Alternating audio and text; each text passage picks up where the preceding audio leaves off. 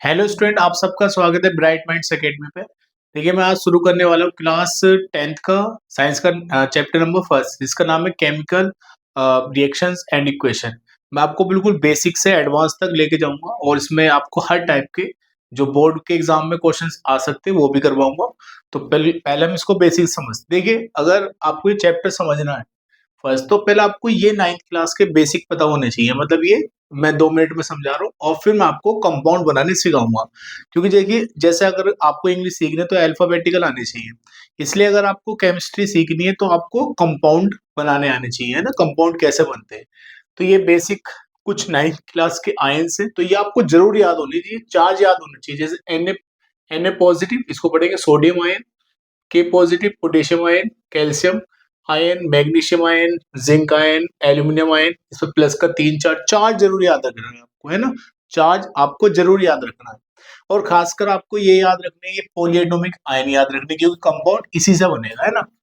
में जिंक पर 2 चार्ज होता है, एल्यूमिनियम पर 3, बेरियम पर 2, लेड पर 2, सिल्वर पर 1, कॉपर पर 1 होगा तो उसको पढ़ेंगे क्यूप्रस, 2 होगा तो इसको पढ़ेंगे क्यूप्रिक। H प्लस आयन, इसको पढ़ेंगे हाइड्रोजन आयन। Hg मरकरी, इसको पढ़ेंगे मर्क्यूरस अगर एक चार्ज है। अगर 2 है तो मर्क्यूरिक। आयरन पे प्लस का 2 है, फेरस पढ़ेंगे। 3 पर फेरिक पढ़ेंगे। क्लोराइड, Cl पर नेगेटिव है, इसको क्लोराइड पढ़ा जाएगा, क्लोराइड आयन।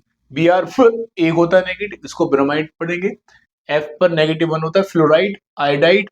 फॉस्फोरस पर प्लस का वो -3 होता है, इसको पढ़ेंगे फॉस्फाइड। नाइट्रोजन पर -3 होता है, इसको पढ़ेंगे नाइट्राइड। क्या पढ़ेंगे? नाइट्राइड। सल्फर पर -2 सल्फाइड, ऑक्सीजन पर ऑक्साइड। इस तरीके से नाइट्रेट, कार्बोनेट, ये आपको जरूर याद रखने, मोस्ट इंपोर्टेंट है पॉलीएटॉमिक आयन। कार्बोनेट पर -2 चार्ज, सल्फेट पर -2 चार्ज। SO3, इसको पढ़ेंगे सल्फाइट, इस पर -2। इस NH4 पर +1 होता है, अमोनियम आयन पढ़ेंगे इसको। FPO4 पर क्या होता है? -3, इसको पढ़ेंगे फॉस्फेट। ये एसीटेट आयन होता है, ये होता है हाइड्रोजन कार्बोनेट आयन। क्लियर? आप इसके स्क्रीनशॉट ले लो। ये आपको आयन जरूर याद होनी चाहिए, मतलब कितना किस पे चार्ज होता है। देखिए, आपको पहले मैं कंपाउंड बनाना सिखाता हूँ, ठीक है। मैं इसको साफ कर रहा हूँ। और नाइट्रोजन पर होता है -3 चार्ज, इसको पढ़ेंगे एन नाइट्राइड। अब देखिए बनता है कैसे कंपाउंड, आपने 9th क्लास में सीखा होगा। नेगेटिव ये इधर आता है, ये इधर जाता है, मतलब Mg3N2, ये कहीं नहीं जाएगा, वहीं रहेगा। चार्ज का एक्सचेंज होगा, ये इधर आएगा, ये इधर आएगा। तो क्या बन गया? इसका नाम क्या है? Magnesium nitride. क्या बन गया? Magnesium nitride. क्लियर यहां तक? एक और बताते हुए, जैसे कि कैल्शियम पर होता है +2 चार्ज, PO4, तो इस पर होता है 3 चार्ज, इसको फॉस्फेट आयन पढ़ते हैं, कैल्शियम आयन। अब ये यहीं पर रहेगा, ये भी यहीं पर रहेगा। जैसे अब ये 3 यहां पर आएगा और PO4। देखिए, अगर एक से ज्यादा एटम है तो उसको होल ट्वाइस में ऐसे लिख देते हैं, इसको पढ़ेंगे कैल्शियम फॉस्फेट। क्या पढ़ेंगे इसको? Calcium phosphate. अब एक और बता दूं मैं, जिस पर सेम आते हैं, जैसे example Na positive, Cl negative, ठीक है। ये एक इधर आएगा, इसको माइनस मत लगा, मतलब ये माइनस है, ऐसा मत लिखना कि माइनस लिखो नीचे। तो ये 1 है, ये भी 1 है, तो 1 चार्ज इधर आएगा, 1 चार्ज इधर, तो N पर 1, Cl पर 1। तो लिखते नहीं, इसको पढ़ेंगे सोडियम क्लोराइड। क्या पढ़ेंगे इसको? Sodium chloride. कभी कभी ऐसा हो सकता है नाम भी आ जाता है, एक MCQ में इसका कंपाउंड का नाम क्या है, तो नाम भी पता होने चाहिए आपको, है ना। ये जरूर याद होने चाहिए। क्लियर? अब मैं एक दो का बना देता हूँ यहाँ पर। ये आपने सबने 9th क्लास में पढ़े होंगे। जैसे एग्जाम्पल जैसे कि फॉर एग्जाम्पल जिसपे 2 आते हैं उसको एक साथ ले लेते हैं। जैसे कैल्शियम पर +2 चार्ज होता है, ऑक्सीजन पर -2, इसको ऑक्साइड पढ़ा जाता है ना। अगर इसको आयन कंपाउंड के साथ पढ़ा जाएगा ऑक्साइड। तो जब दोनों पे सेम होता है तो इसको ऐसे ही लिखा जाता है ना। जैसे 2 यहाँ पर आएगा, 2 ये, तो हटा देते हैं उसको, तो उसका नाम हो गया कैल्शियम ऑक्साइड। क्या हो गया? Calcium oxide. ठीक है, आप और बना के देख लेना, बस आपको मेरा बताना ये पर्पस था कि आपको ये पता होना चाहिए कि 3 कैसा आ रहा है, 2 कैसा आ रहा है, क्योंकि आप कंपाउंड बनाओगे जब उसमें तो उसमें आप कंफ्यूज रहोगे कि ये कंपाउंड कैसे बनता है। क्लियर, इतनी बात हमें 9th से पता होनी चाहिए। अब आते हैं मेन टॉपिक पे जो हमारे चैप्टर स्टार्ट होता है इससे ना। क्लियर हो गया होगा, मैं यहाँ पे इसको साफ कर रहा हूँ।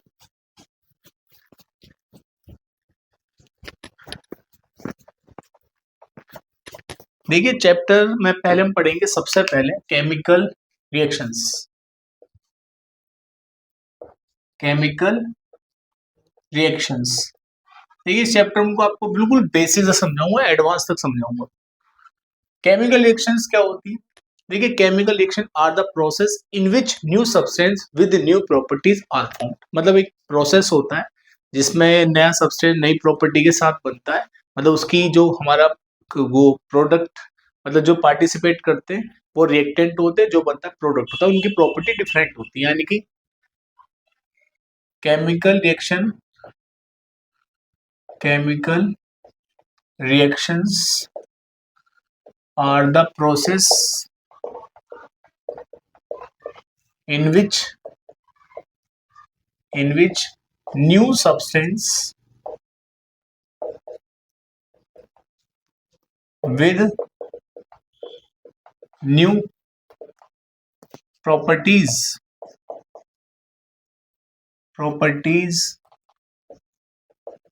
are formed। जैसे मैं आपको एग्जांपल बता रहा हूँ, अभी मैं आपको सिंबल्स लिख रहा हूँ, वैसे मैं आपको बताऊंगा से। देखिए ऐसा होता है जब हम इस इक्वेशन, केमिकल रिएक्शन का मतलब होता है जब आप कोई इक्वेशन में सिंबल यूज नहीं कर रहे हो तो उसको केमिकल रिएक्शन बोलते हैं, जब करते हो सिंबल तो उसको इक्वेशन बोलते हैं। फॉर एग्जाम्पल, मैं एग्जाम्पल से समझा रहा हूँ आपको, एक बढ़िया एग्जाम्पल लेते हैं। जब मैग्नीशियम होता है ना, मैग्नीशियम एक रिबन, मतलब उस मैग्नीशियम का तार होता है, उसका रिबन बोलते हैं।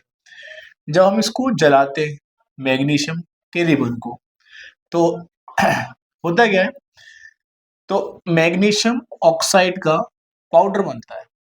अब मैं बैलेंस करना भी सिखाऊंगा आगे, है ना, अभी फिलहाल तो मैं ऐसे ही कर रहा हूँ, आगे सिखाऊंगा अच्छे से आपको बैलेंसिंग कैसे की जाती है। दो हो गया और ये बैलेंस हो गई, ठीक है, 2Mg2।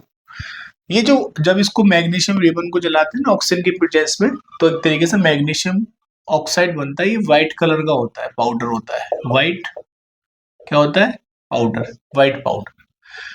बच्चों इसको बोलते हैं रिएक्टेंट। क्या बोलते हैं इनको? रिएक्टेंट्स। क्योंकि यानी कि ये जो पार्टिसिपेट कर रहे हैं इनको बोलेंगे रिएक्टेंट्स, ये जो बना हमारा इसको बोलते हैं प्रोडक्ट। बच्चों अब इनकी जो प्रॉपर्टीज है, इनकी प्रॉपर्टीज अलग होती है, इनकी प्रॉपर्टीज अलग होती है। तो मतलब क्या हुआ यहाँ पे, एक नया सब्सटेंस नई प्रॉपर्टी के साथ बन गया, इसी को बोलेंगे केमिकल रिएक्शन। आई होप आपके समझ में आ गया होगा केमिकल रिएक्शन क्या होती है। और एक इंपॉर्टेंट बात देखिए, जब हम इसको जलाते हैं ना मैग्नीशियम रिबन को, ये व्हाइट डेजलिंग फ्लेम के साथ जलता है, व्हाइट डेजलिंग फ्लेम। और जब इसको जलाया जाता है तो थोड़ा डिस्टेंस पर जलाना चाहिए, नहीं तो देखो अगर हम पास जलाएंगे तो इसमें व्हाइट फ्लेम निकलता है, तो व्हाइट फ्लेम क्या करता है, हमारी आंख को क्या कर सकता है, नुकसान कर सकता है। आई होप आपको समझ में आ गया होगा केमिकल रिएक्शन क्या होती है। अब आगे आते हैं, हम कैरेक्टरिस्टिक पढ़ते हैं, केमिकल रिएक्शंस की कैरेक्टरिस्टिक्स। मैं मिटा रहा हूँ इसको, है ना। देखिए मैग्नीशियम का जो रिबन का था ये वाला, ये एग्जाम्पल इंपोर्टेंट है काफी। Characteristic of chemical reaction, characteristics of chemical reaction. देखिए एग्जाम में एक बार पूछी गई है कैरेक्टरिस्टिक्स। पहली, देखिए कहने का मतलब है जब कोई केमिकल रिएक्शन होगी तो क्या क्या पॉसिबल हो सकता है। तो ऐसा हो सकता है कि किसी रिएक्शन में गैस निकल जाए, ये इवोल्यूशन ऑफ गैस, ठीक है। दूसरा ऐसा हो सकता है change in temperature, change in temperature,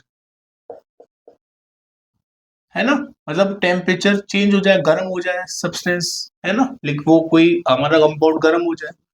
तीसरा हो सकता है एक तो गैस निकल सकती है और चेंज हो सकता है, और टेम्परेचर में चेंज हो सकता है, और कलर में चेंज हो सकता है। चेंज इन कलर, कलर भी चेंज हो जाता है जैसे कोई केमिकल रिएक्शन में।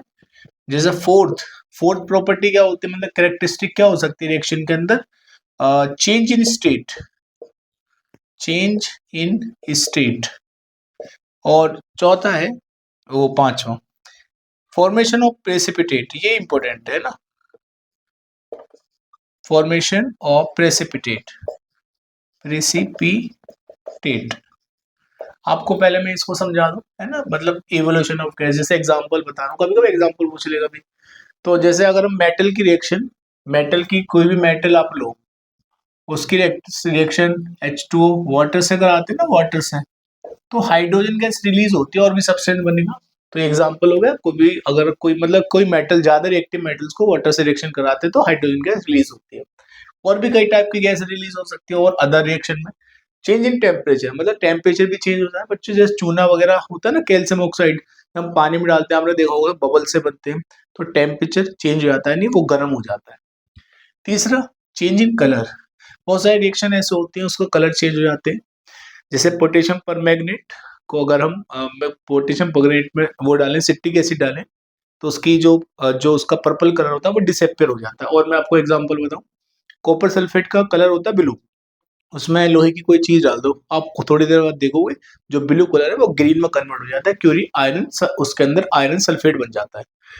और उसके बाद में चेंज इन स्टेट, मतलब ऐसा हो सकता है कि चेंज हो सकती, स्टेट बदल सकती है, जैसे लिक्विड से गैस हो सकती है। फॉर एग्जाम्पल, जैसे अगर हम नाइट्रोजन गैस की हाइड्रोजन गैस से रिएक्शन कराएं, तो मतलब चलो इसमें तो गैस ही बनेगी। अगर वाटर का एग्जांपल लें, जैसे कि हाइड्रोजन की रिएक्शन ऑक्सीजन से कराएं, तो हाइड्रोजन गैस है, ऑक्सीजन गैस है, लेकिन क्या बनेगा, वाटर बनेगा। वाटर क्या है, लिक्विड स्टेट में, और वो दोनों गैसियस स्टेट में। तो यहाँ पे क्या हुआ, यहाँ पे एक तरीके से क्या हो गया, चेंज हो गया इस किसमें, स्टेट में।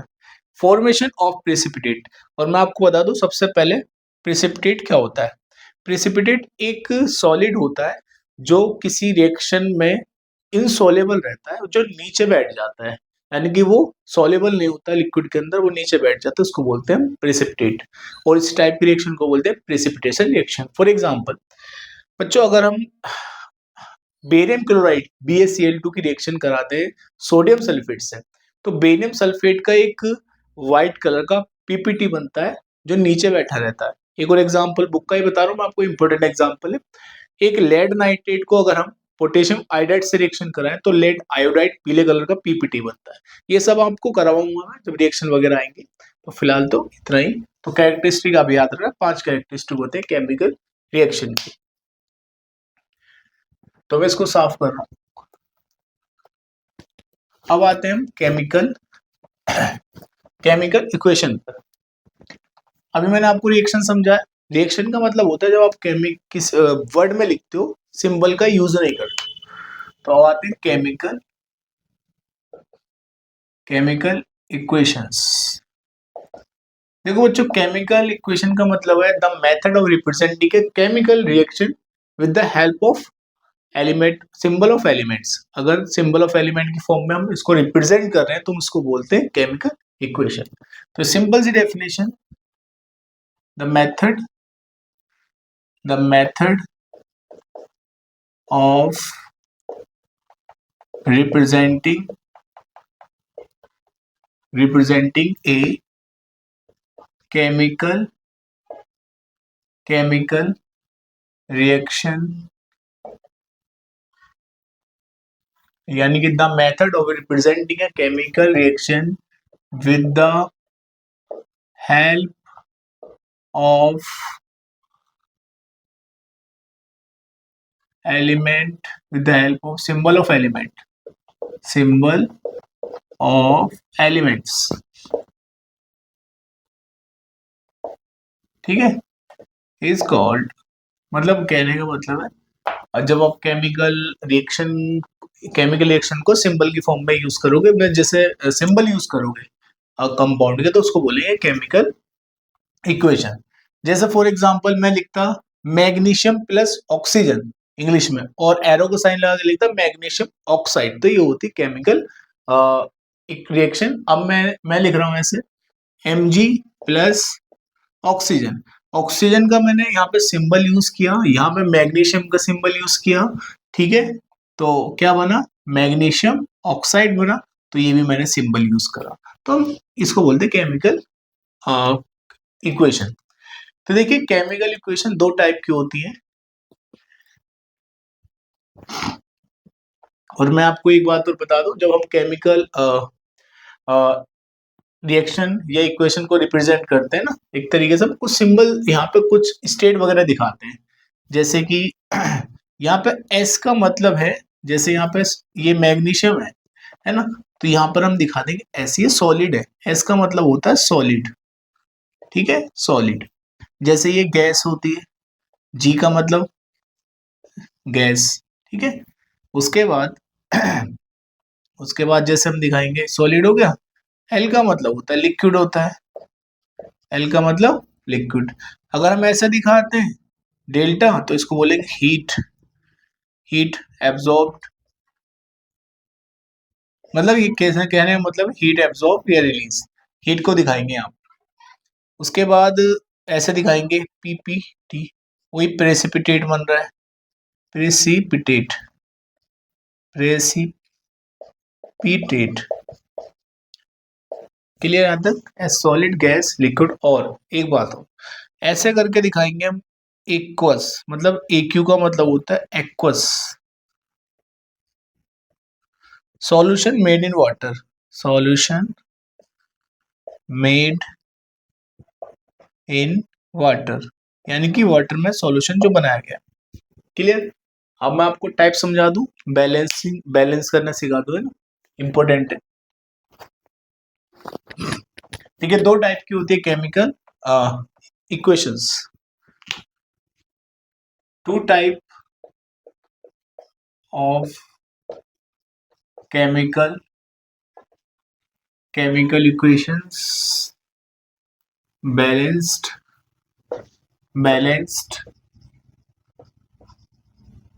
एंड दूसरी अनबैलेंस्ड, ठीक है, बैलेंस्ड अनबैलेंस्ड। पहले बात करते हैं बैलेंस्ड, जब दोनों साइड से कोई भी रिएक्शन जो होती है ना, कोई भी इक्वेशन वो बैलेंस होती है। क्या बैलेंसिंग का मतलब होता है, जब रिएक्टेंट, मतलब एक साइड में, रिएक्टेंट के साइड में नंबर ऑफ टोटल जो एटम्स हो हर एलिमेंट के, और प्रोडक्ट के अंदर नंबर ऑफ एटम्स बराबर हो, तो हम उसको बोलते हैं बैलेंस केमिकल इक्वेशन। जैसे एग्जांपल देखिए फर्स्ट बैलेंस का, है ना, कोई भी एक उठाते हैं हम जो बैलेंस होगी, जैसे कि NaOH, NaOH की रिएक्शन करा देंगे सोडियम क्लोराइड से, ठीक है। तो यहाँ पे क्या बनेगा, एक सेकेंड, गलत रिएक्शन, NaOH की रिएक्शन कराएंगे HCl से, तो यह बनेगा NaCl प्लस प्लस H2O। अब यहाँ देखिए, यहाँ पर सोडियम का एक एटम है, यहाँ पर भी सोडियम का एक एटम है, बैलेंस है।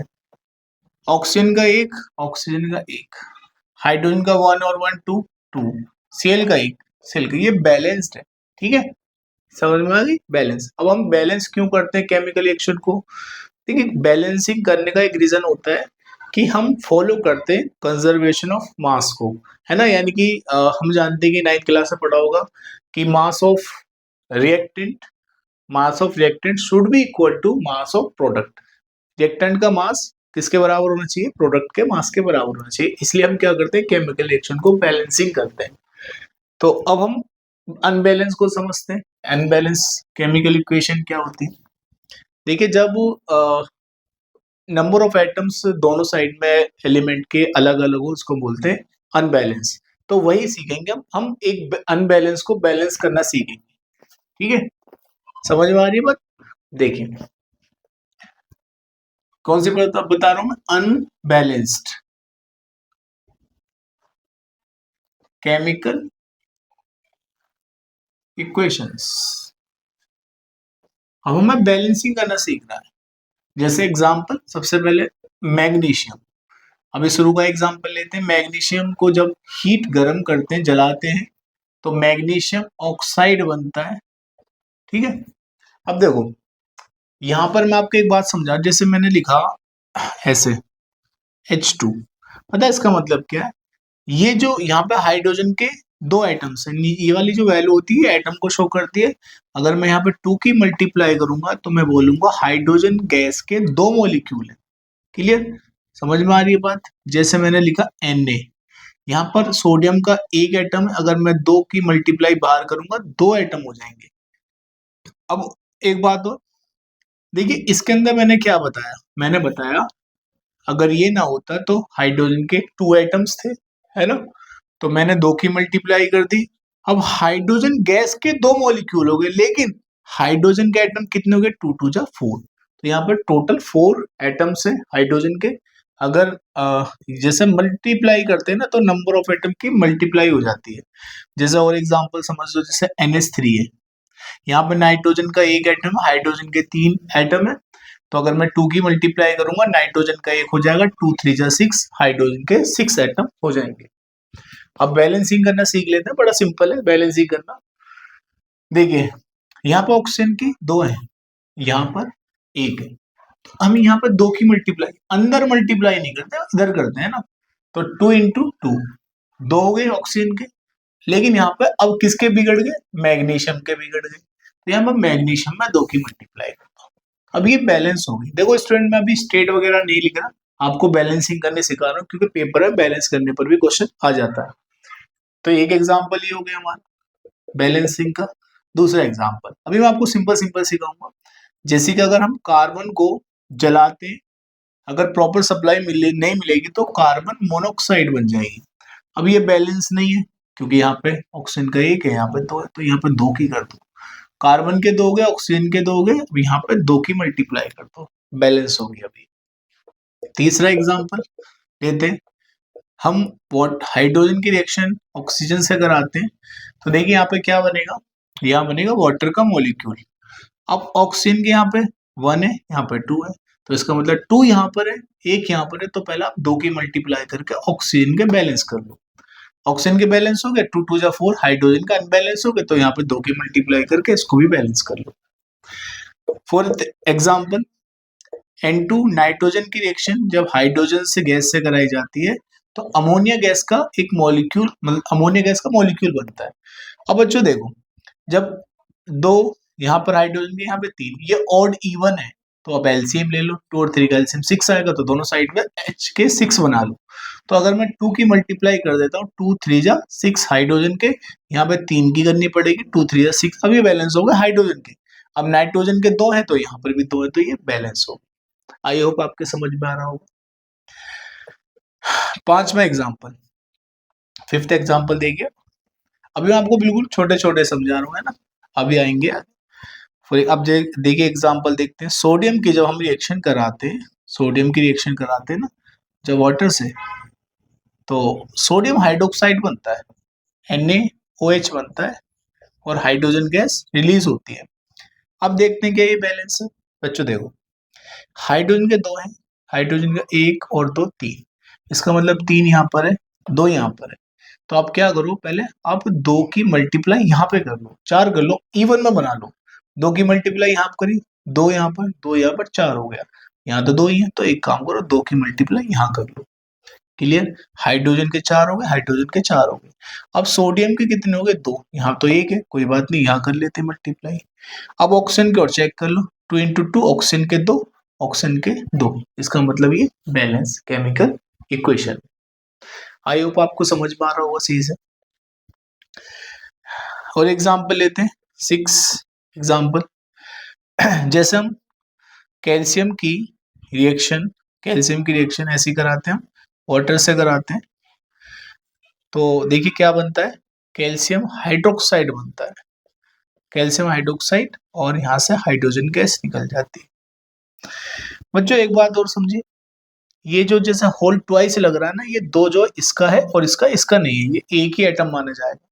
तो देखिए यहाँ पे हाइड्रोजन के 2 हैं, यहाँ पे हाइड्रोजन के 2, यहाँ पर 2, यहाँ पर 4 हो गए, इसका मतलब बैलेंस नहीं है अभी हाइड्रोजन।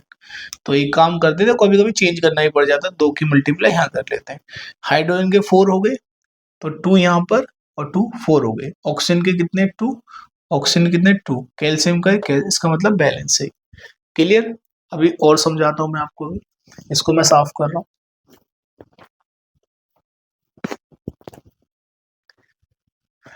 नेक्स्ट एग्जांपल देखिए, जैसे और एग्जांपल दिखा बताता हूँ मैं आपको। जब हम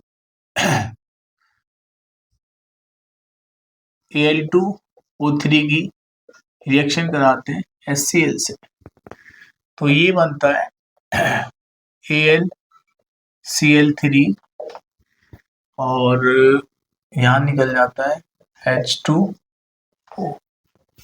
अब इसको बैलेंस करिए, ठीक है। यहाँ पर देखिए एल्यूमिनियम का एक 2 है, यहाँ पर 1 है, बैलेंस नहीं है, इसका मतलब 2 यहाँ पर 1 यहाँ पर। क्लोरीन के देखो आप यहाँ क्लोरीन के 3 है, यहाँ पर केवल 1 है, तो पहले आप यहाँ पर 3 की मल्टीप्लाई कर लो, ठीक है। अभी कर लेते हैं, चेंज भी हो जाता है बाद में। अब ऐसे सीखोगे क्योंकि आपको आगे भी ऐसे ही करनी है, तो ऐसा तो बहुत जल्दी हो जाता है। नीचे लिख के ऑक्सीजन के अलग करोगे तो इसमें टाइम लगता है बहुत ज्यादा। तो यहाँ पे कितने हो गए क्लोरीन के 3 और 3 यहाँ पे। क्लियर है यहाँ तक। अब एक बात और, एल्यूमिनियम के 2 है यहाँ पे, आप 2 की मल्टीप्लाई कर दो, एल्यूमिनियम के बैलेंस हो गए। लेकिन यहाँ देखो क्लोरीन के 2 3 या 6, यहाँ तो 6 हो गए क्लोरीन के, यहाँ पे केवल 3 है, तो कोई बात नहीं, यहाँ पे 6 की कर दो।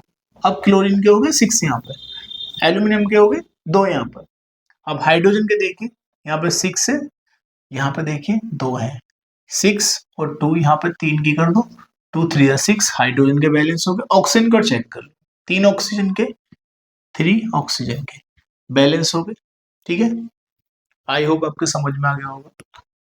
देखिए अब क्वेश्चन लगाते हैं। अभी हमने क्या करे, बैलेंस करना सीखा, तो कुछ क्वेश्चन बुक के लेते हैं जो बैलेंसिंग के। देखिए एग्जाम में दो तरीके क्वेश्चन आ सकते हैं। एक तो आपको सिंपल ऐसे इक्वेशन दी होगी और दूसरी टाइप में आपको रिएक्शन दी होगी, ठीक है। आपको इसमें वर्ड मतलब ये वर्ड प्रॉब्लम होगी एक तरीके से, इक्वेशन की वो सिंबल की फॉर्म में होगी। तो पहले इनको हम बैलेंस करते हैं ना, ठीक है। अभी हमने बैलेंस करना सीखा, अब इनको भी करके देखते हैं बैलेंस कैसे करेंगे। देखिए इधर दोनों साइड में हमें बराबर करने हैं ना, हर एटम्स के जो नंबर ऑफ एटम्स से इक्वल करने हैं। बच्चों यहाँ देखिए, यहाँ पर नाइट्रेट के 2 मतलब नाइट्रेट जो है उसके 2 हैं, 2 मॉलिक्यूल हैं। तो एक काम करो, आप यहाँ पे 2 की मल्टीप्लाई कर दो। क्लियर।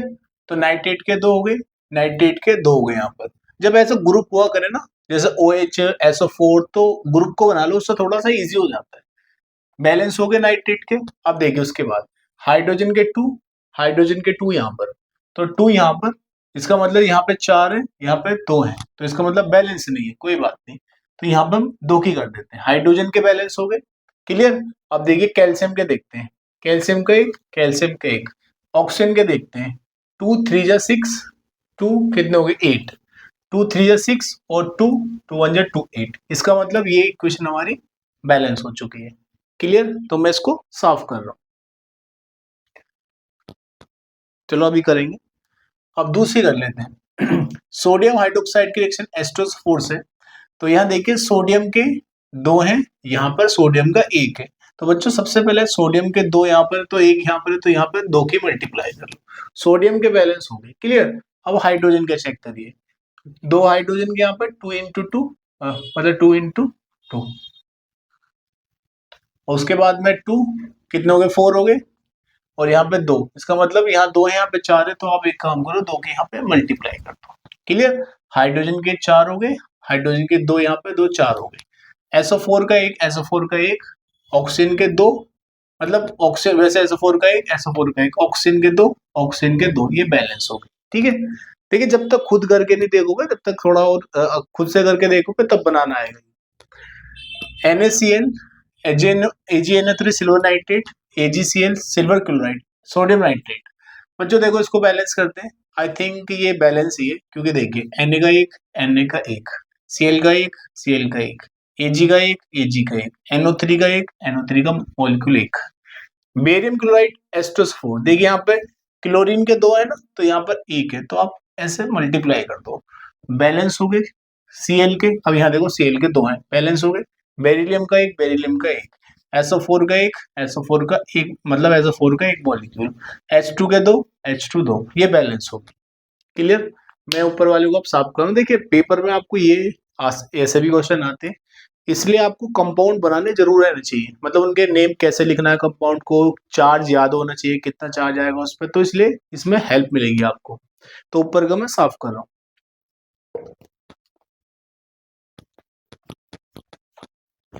देखिए सबसे पहला फर्स्ट वन आते हैं, पांचवा, कैल्शियम हाइड्रोक्साइड। बच्चों आपको ध्यान होगा कैल्शियम पर कितना चार्ज होता है, +2, है ना।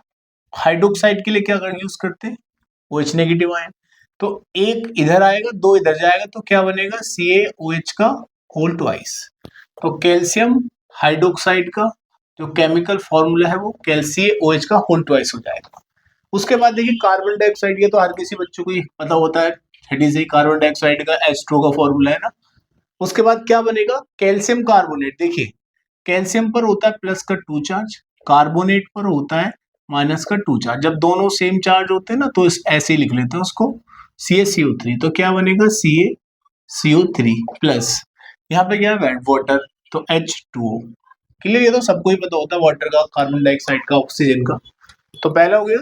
अब उसके बाद 6 देखिए, जिंक की रिएक्शन सिल्वर नाइट्रेट से कराएंगे, जिंक नाइट्रेट बनेगा, सिल्वर बनेगा।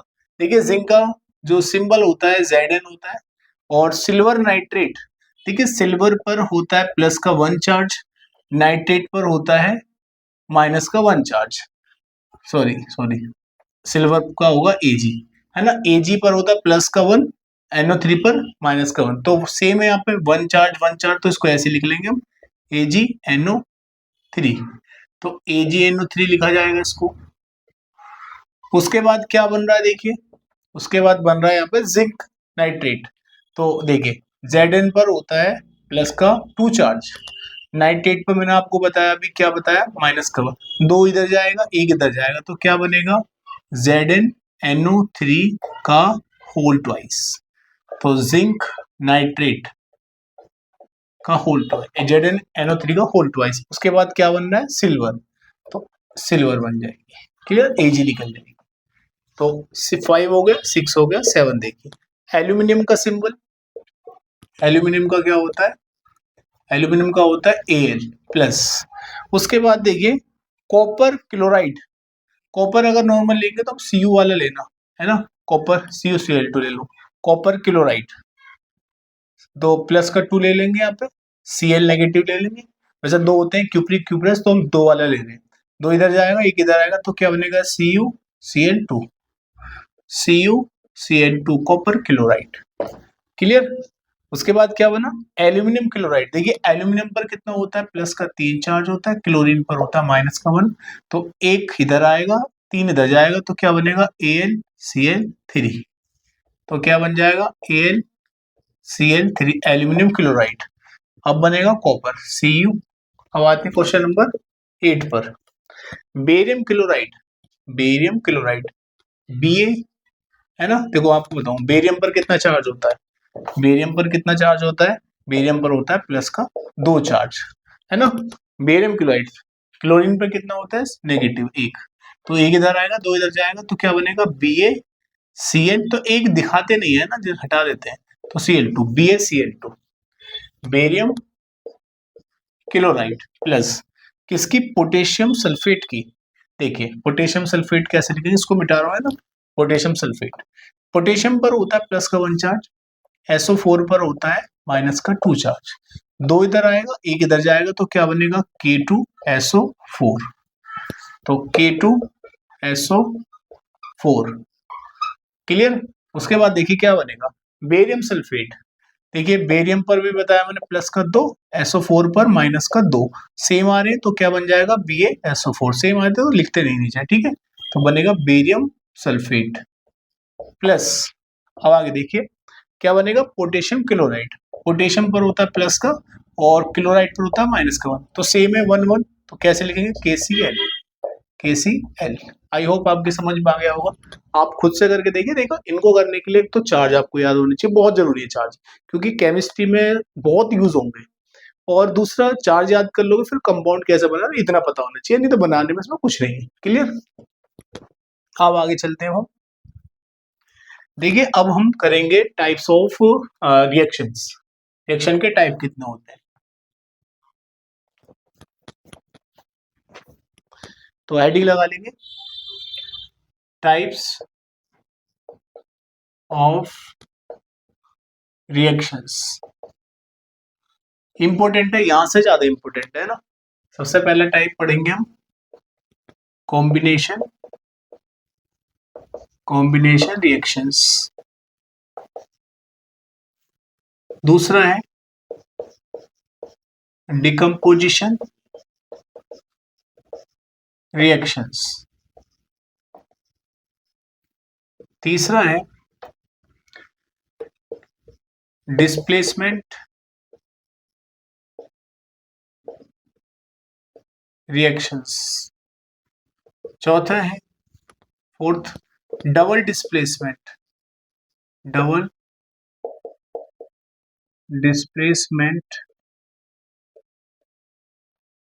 रिएक्शंस। उसके बाद पांचवा पढ़ना है हमने रिडॉक्स रिएक्शन, है ना। रिडॉक्स में ऑक्सीडेशन रिडक्शन आ जाता है, ऑक्सीडेशन ऑक्सीडेशन एंड रिडक्शन, जिसको हम बोलते हैं रिडॉक्स। आर ई डी का मतलब रिडक्शन, और ई डी ओ एक्स का ऑक्सीडेशन। और भी आपको पढ़ाऊंगा मैं, एक्सोथर्मिक एंडोथर्मिक बताऊंगा आगे। ये भी अलग टाइप की रिएक्शंस होती है, तो फिलहाल इनको समझेंगे हम। सबसे पहले बच्चों हम बात करेंगे फर्स्ट की, इंपॉर्टेंट है बहुत यहाँ से। कॉम्बिनेशन रिएक्शन, नाम से ही पता चल रहा है ना, कंबाइन होना। कॉम्बिनेशन रिएक्शंस, देखिए जब कोई भी एक दो या दो से ज्यादा एलिमेंट और कंपाउंड कंबाइन होते एक सिंगल कंपाउंड बनाते हैं, तो उसको बोलते हैं हम कॉम्बिनेशन रिएक्शन। यानी कि those reactions in which two और मोर एलिमेंट्स और compounds compound combine to form a single compound। Simple सा आपको एग्जांपल समझाओ, जैसे इसको ऐसे समझ सकते हैं, जैसे एक एलिमेंट या कंपाउंड है बी, तो दोनों जुड़ गए तो क्या बना लिया, कंबाइन हो गई। अब इसके हम कुछ इंपॉर्टेंट एग्जांपल समझेंगे, पहले आप इसको नोट कर लीजिए, ठीक है। तो मैं यहाँ से स्टार्टिंग से समझाऊंगा, तो मैं साफ कर रहा हूँ, ठीक है। यहाँ से इनको आप नोट कर सकते हैं। देखिए एग्जांपल देखते हैं इसके वजह से, प्रैक्टिकल एग्जांपल। जैसे अभी सबसे पहले मैंने आपको बताया था मैग्नीशियम, मैग्नीशियम रिबन को जब जलाते हैं तो मैग्नीशियम ऑक्साइड बनता, और जो मैग्नीशियम ऑक्साइड का व्हाइट पाउडर बनता है। तो यहाँ पर पहले बैलेंस कर लो, दो है यहाँ पर, दो की मल्टीप्लाई कर लो, तो हम एम जी में दो की करेंगे। देखो बच्चों एक बात और, मैग्नीशियम जो रिबन होता है ना, मतलब तार होता है, जब इसको जलाने से पहले एक इस पे लेयर होती है, प्रोटेक्टिव लेयर, जिसको बेसिक मैग्नीशियम कार्बोनेट की लेयर बोलते हैं। तो जब जलाने से पहले इसको थोड़ा सा, जो सैंड पेपर होता है, एक सैंड पेपर रेगमाल टाइप में, उससे साफ कर दें, जिससे कि ये चिकना सा हो जाता है, तो ये आग को पकड़ लेता है। क्लियर। और भी एग्जांपल देखिए, जैसे कि कार्बन को जब जलाते हैं हम, तो क्या बनती है, कार्बन डाइऑक्साइड बनती है। क्लियर। और कंबाइन हो रहे हैं यहाँ पर, है ना। और देखिए नाइट्रोजन है, और हाइड्रोजन से कराते हैं, क्या बने, अमोनिया गैस बनती है। बैलेंस कर लेंगे इसको, यहाँ पर टू की कर लेंगे क्योंकि थ्री है, टू थ्री या सिक्स, हाइड्रोजन में तीन की कर लेंगे, बैलेंस हो गया। और जब सोडियम की रिएक्शन ऑक्सीजन से कराई जाती है, तो क्या बनता है, सोडियम Na2O बनता है। और भी देखते हैं एक दो रिएक्शन हम, तो आप इस डेफिनेशन नोट कर लेना इसको। और एग्जांपल देखिए, जैसे जैसे हम कैल्शियम ऑक्साइड जो चूना होता है ना, इसको बोलते हैं क्विकलाइन। उसमें हम पानी डालते हैं ना, जैसे आपने देखा होगा चूना होता है उसके अंदर पानी डालते हैं तो बबल से बन जाते हैं। तो बबल से जो बनते हैं ना वो क्या होता है, कैल्शियम हाइड्रोक्साइड होता है। तो इसकी रिएक्शन कराने पर क्या होता है, मैं दोनों को अगर मिला देते हैं तो कॉम्बिनेशन रिएक्शन होती है, कैल्शियम हाइड्रोक्साइड बन जाता है इसमें। क्लियर। अब आगे दूसरा समझते हैं हम। सेकेंड दूसरी होती है डिकम्पोजिशन रिएक्शन। Decomposition reactions. देखिए इसके नाम से पता चल रहा है, डिकम्पोज का मतलब होता है टूटना। यानी कि जब एक कंपाउंड दो या दो से ज्यादा कंपाउंड में स्प्लिट हो जाता है तो उसको बोलते हैं डिकम्पोजिशन रिएक्शन। यानी कि when a single compound split, split का मतलब टूटना, इनटू टू और मोर एलिमेंट्स और compounds due to energy. Energy की वजह से, है ना, कोई सी भी एनर्जी हो सकती है, हीट लाइट की या इलेक्ट्रिकल एनर्जी हो सकती है, तो उसको बोलते हैं हम डिकम्पोजिशन रिएक्शन। जैसे मैं आपको एग्जांपल वैसे समझाता हूँ। एक कंपाउंड था मेरे पास एक्स वाई, तो हमने कुछ हीट दी या सनलाइट पास कराई तो ये डिकम्पोज हो गया एक्स में और ये वाई में टूट गया। तो आप इसको पहले नोट कर लीजिए, हम आगे चलते हैं जब तक मैं इसको साफ कर देता हूँ। देखिए अभी हमने क्या पढ़ी, डिकम्पोजिशन रिएक्शन, है ना। तो देखिए 3 टाइप की होती है डिकम्पोजिशन रिएक्शन। पहली होती है there are 3 types of decomposition reactions. 3 type की हो सकती है, मतलब कैसा हो सकता है कि कोई कंपाउंड को आप हीट एनर्जी से तोड़ दो गर्म करके, या सनलाइट में टूट जाते हैं कई कंपाउंड होते हैं, और कई कंपाउंड जो होते हैं वो उनमें इलेक्ट्रिसिटी पास करानी पड़ती है जब जाके वो डिकम्पोज होते हैं। तो इसी के बेसिस पर जो केमिकल रिएक्शन होंगी वो होंगी 3, मतलब ये डिकम्पोजिशन रिएक्शन 3 टाइप की होंगी। पहली बात करेंगे थर्मल डिकम्पोजिशन। थर्मल का जब भी वर्ड यूज होगा ना तो समझ जाना वो हीट से रिलेटेड है ना। दूसरा मैं यहाँ पे लिख देता हूँ, सेकंड जो होती है हमारी बी टाइप की, उसको बोलते हैं हम photochemical decomposition. Photochemical decomposition. Clear. और जो तीसरी होती है हमारी, तीसरी होती है, ये तो सनलाइट, ये सनलाइट से और इलेक्ट्रिकल डिकम्पोजिशन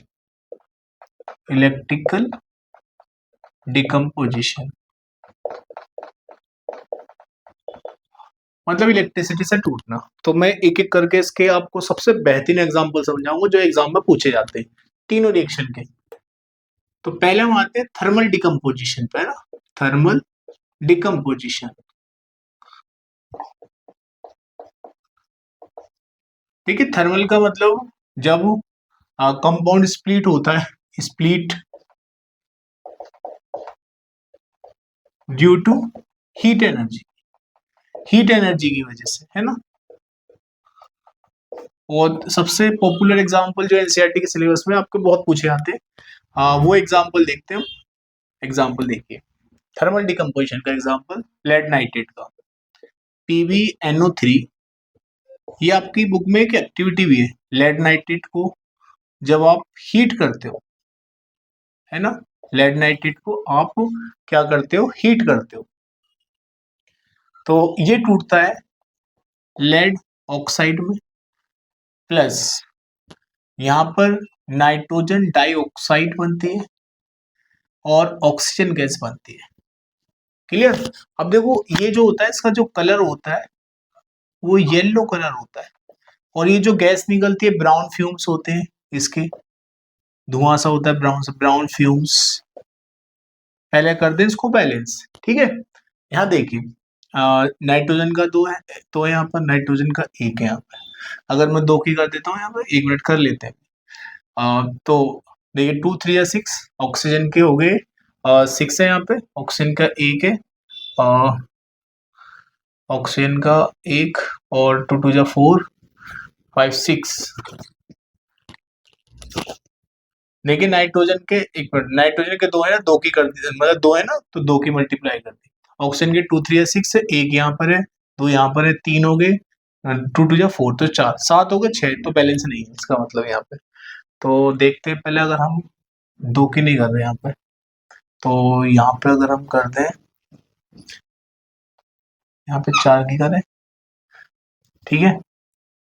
नाइट्रोजन के दो है ना, तो एक मिनट, दो की और कर दो यहाँ पे, दो नाइट्रोजन, देखिए दो नाइट्रोजन, दो 4 हो गए, लेड के दो, तो यहाँ पे दो की कर दो। अब देखो लेड के दो, लेड के दो, और नाइट्रोजन के दो, और दो 2 या 4 तो 4 हो गए। ऑक्सीजन के देखिए 2 3 या 6, 6 2 या 12, 12 हो गए, दो 4 8, 8 और दो, मतलब 2 8 10 12, 10 2 12 हो गए। तो इसका नाम क्या है? Lead nitrate. कलर याद रखना, ये इंपॉर्टेंट है, पूछ लेता है कि एक लेड साल्ट, उसको हीट करे, येलो कलर का एक सब्सटेंस बनता है, ब्राउन फ्यूम से गैस निकलती है, तो वो बताओ, मतलब आपसे पूछ लेता है, इसके नाम दे दिया एक्स वाई इस तरीके से। अब एक एग्जांपल और देखिए, कॉपर नाइट्रेट का, है ना। कॉपर नाइट्रेट को जब हीट करेंगे, कॉपर नाइट्रेट को जब हीट करेंगे, तो ये टूटेगा सेम कॉपर ऑक्साइड में, किसमें? कॉपर ऑक्साइड में, और NO2 वही बनेगी, सेम टू सेम।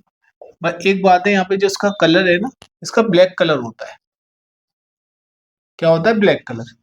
तो यही 2 यहाँ पर आएगा, 2 यहाँ पर आएगा, 2 यहाँ पर आएगा, कॉपर नाइट्रेट हो गया, कॉपर नाइट्रेट।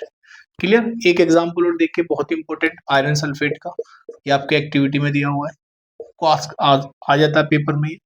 आयरन सल्फेट को जब हीट करेंगे हम, जब हीट करेंगे, तो देखिए क्या बनेगा, Fe2O3 बनेगा। ये होता है ब्राउन सा कलर होता है इसका, कैसा होता है? Brown colour. और SO2 सल्फर डाइऑक्साइड बनती है, एसिडिक नेचर होता है इसका। पानी मिला जब वाटर मिलाते हो, सल्फ्यूरिक सल्फ्यूरिक और सल्फर, मतलब एक एसिड बन जाता है, इसको सल्फोनिक एसिड बोलते हैं, SO3। तो इसको बैलेंस कर लेते हैं, दो यहाँ पर है, आप दो की मल्टीप्लाई यहाँ पे कर सकते हो। दो, देखो यहाँ पे हो क्या रहा है, एक कंपाउंड तीन में टूटा, एक कंपाउंड तीन में, एक कंपाउंड तीन में टूट गया, डिकम्पोज हो रहे हीट की वजह से। तो दो की यहाँ मल्टीप्लाई करें, दो की यहाँ पर, मतलब पहले से ही तो 2S और S एक एक दो। ऑक्सीजन के देखिए 2 4 जा 8, या देखिए 3 और 3 6 तो 8, बैलेंस है ही। ये सल्फर डाइऑक्साइड है, ये सल्फर ट्राइऑक्साइड है। क्लियर हो गया? एक और बता दूं मैं, चलो इतनी काफी, वैसे मैं आपको बताऊं, ये मोस्ट इंपोर्टेंट एग्जांपल बताया मैंने आपको। अब आते हैं बच्चों हम फोटोकेमिकल डिकम्पोजिशन पे। मैं इसको साफ कर रहा हूँ।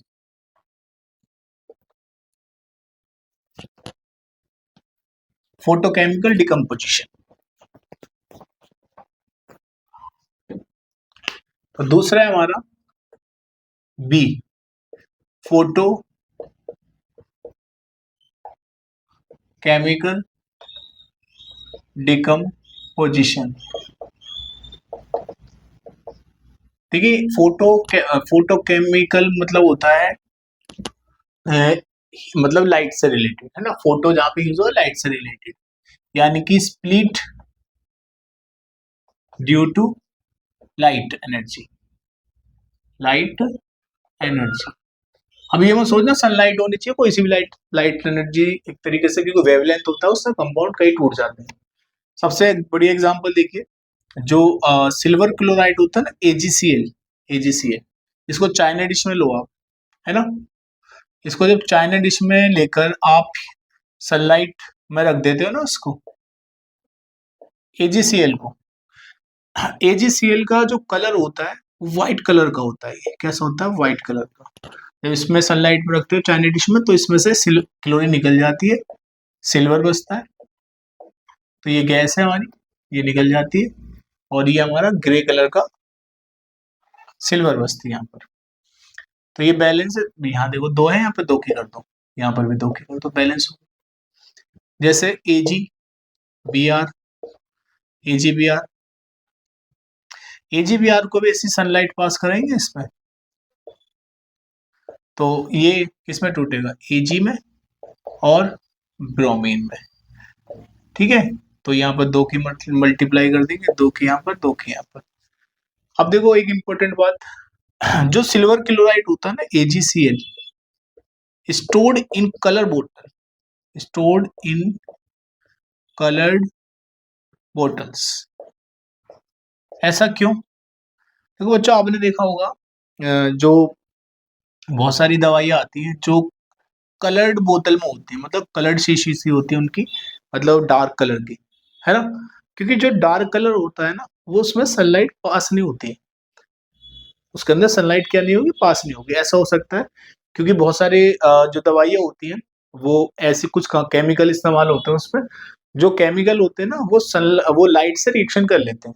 तो इसी वजह से कुछ केमिकल जो दवाई बनाई जाती है उनको कलर्ड बोतल में रखा जाता है जिससे कि रिएक्शन ना हो। क्लियर?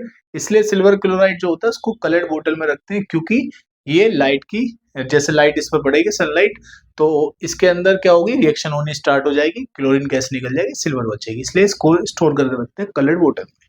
आई होप आपको समझ में आ गया होगा। तीसरा एग्जाम्पल लेते हैं हम इलेक्ट्रिकल डिकम्पोजिशन का।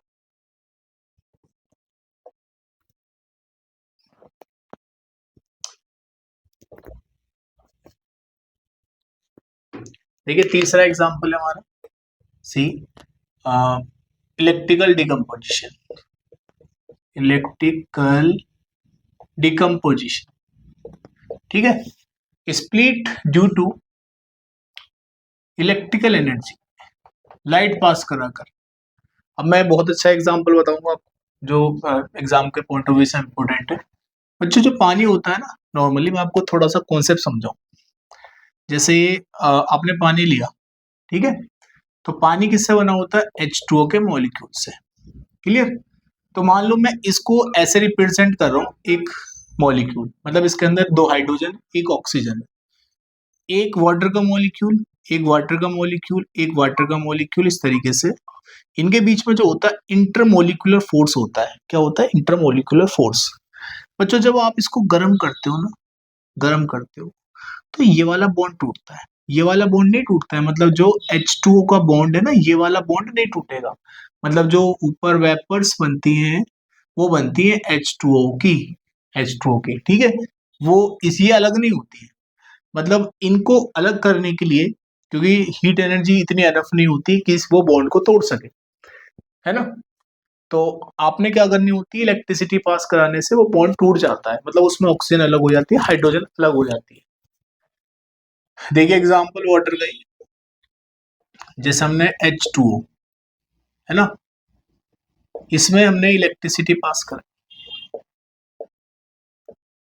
एक एनोड बना लेते हैं, कैथोड बना लेते हैं इसमें, तो हाइड्रोजन गैस अलग हो जाएगी और ऑक्सीजन गैस अलग हो जाएगी। अब देखिए यहाँ पर ऑक्सीजन का एक एटम है, यहाँ पर दो है, तो पहले आप दो की मल्टीप्लाई कर दो। अब हाइड्रोजन के चार हो गए, तो यहाँ पर चार दो की कर दो। बच्चों यहाँ पे क्या हुआ, जो ऑक्सीजन है, जो हाइड्रोजन है और ऑक्सीजन का जो वॉल्यूम है गैस के बनने का, वो 2:1 का होता है। ऐसा इसलिए होता है बिकॉज H2O के जो मॉलिक्यूल होता है उसमें दो एटम हाइड्रोजन के होते हैं, इसी वजह से ज्यादा गैस कौन सी बनती है, हाइड्रोजन गैस बनती है, दो वॉल्यूम, मतलब 2:1 का रेशियो रहता है। और एक इंपॉर्टेंट बात, क्योंकि जब हम ये जो एपरेटस होता है इसमें एनोड कैथोड का इस्तेमाल किया जाता है, मतलब एक उसमें लेंगे हम इसे, एक कैथोड लगाएंगे, एनोड लगा देंगे, बैटरी से करंट पास कराएंगे।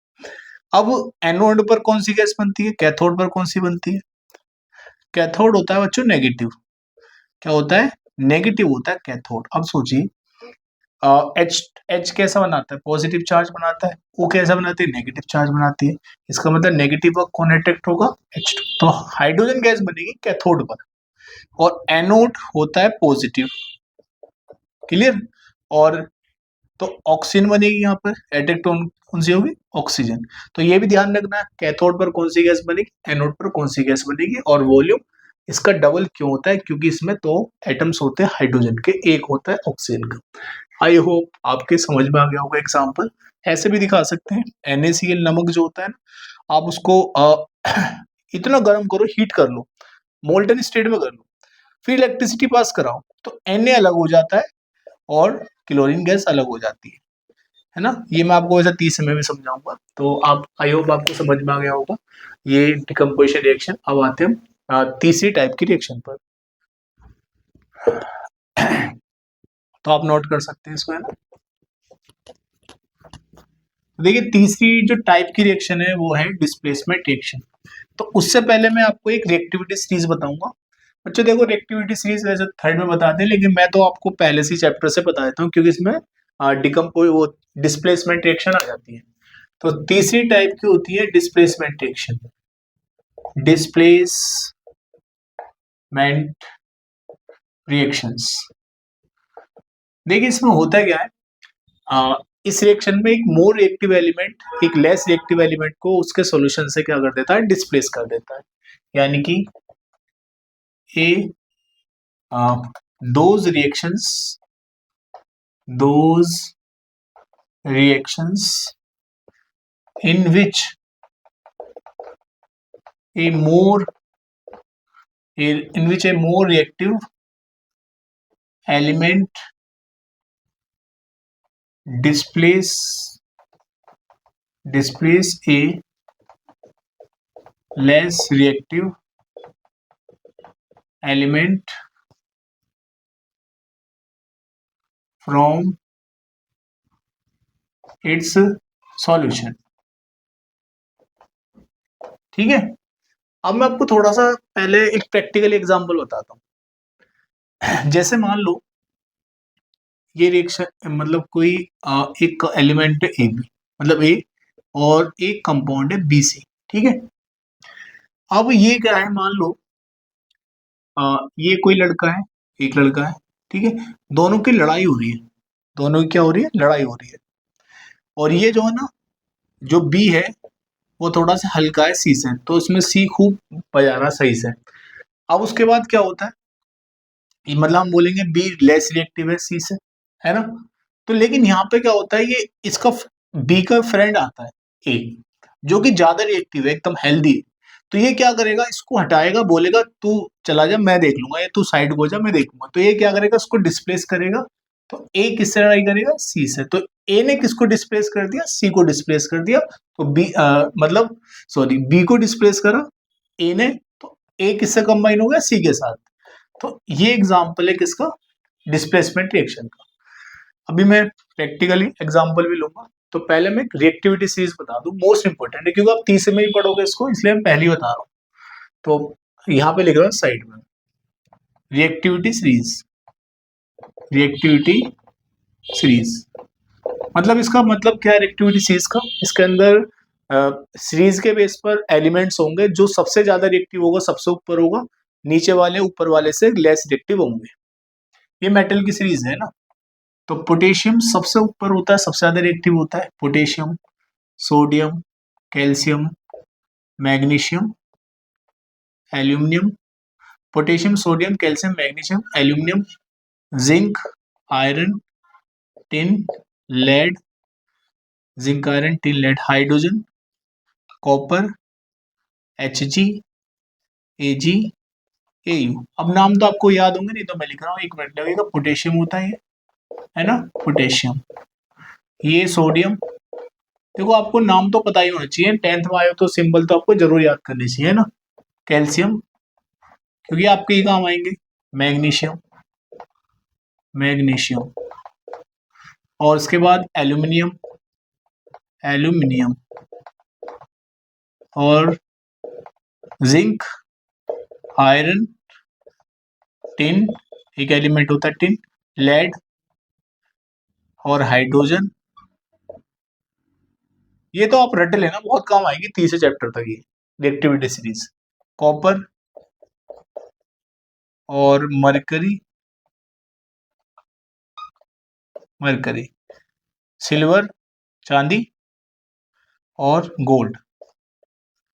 मतलब ऊपर वाला पोटेशियम सबसे ज्यादा रिएक्टिव है, सोडियम से भी, ये बहुत जल्दी इलेक्ट्रॉन डोनेट कर देता है। जो भी एटम मतलब जो भी मेटल ज्यादा रिएक्टिव होगी बहुत जल्दी जो इलेक्ट्रॉन होगा डोनेट कर देगा, तो उसको हम ज्यादा रिएक्टिव बोलते हैं, क्योंकि इसकी जो ऑर्बिट का साइज होता है बड़ा होता है, मतलब इसकी जो एटम का साइज बड़ा है, तो न्यूक्लियस का attraction force outer most shell के इलेक्ट्रॉन पर कम होता है, तो वो जल्दी से डोनेट हो जाता है।